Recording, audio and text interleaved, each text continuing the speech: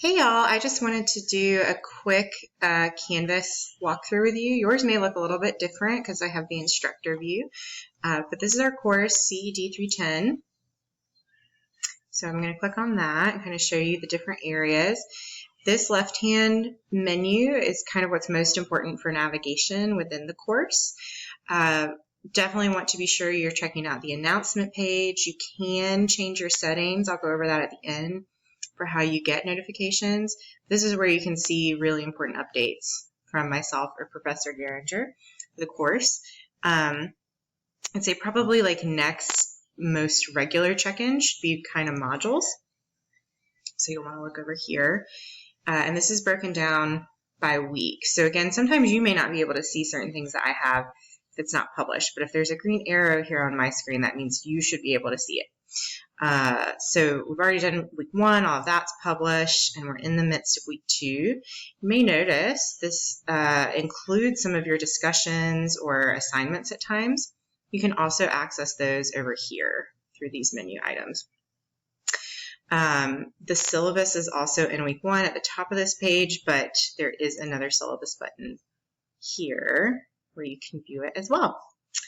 The main reason I wanted to do this quick video was for the groups part, because that seems like one of the less familiar parts of Canvas. So over here where it says people, click on that. And this is what it should show up as, but then here you'll notice there's more menu items. Just click on group projects. And you can see the different groups. So got them here. These are the leaders of each group. I'm not sure how that looks on your page. But if you want to see who else is in the group, you would click on this little arrow, and that should expand to show you others in the group. Now, maybe with yours, you can only see the group you're in. I'm not 100% sure. And you should have email from me, Brittany White. You can search for my last name, W-Y-C-H-E, to identify who's in your group if you need to communicate outside of Canvas. Your group may be trying to communicate with you within Canvas via the inbox way over here. So be sure you're checking that out as well. I think that's it for our Canvas page. Basically, I've also heard from students that on your dashboard, you can see what group you're in. I imagine that's going to be over here on this side somewhere. So kind of where you're to do and you're coming up, those sorts of things. I'm not in a group, so that's probably why one's not showing up there. In terms of notifications, so you'll have this account. It may have a photo of you, it may not, depending on if you've edited that. You click on your account, and right here, notifications, is where you can change how often you're getting emails, right, to see if you're up to date with all the Canvas stuff. Specifically, announcements is what you're going to look at. I have mine set for every time a professor sends an announcement, I get that in my inbox immediately.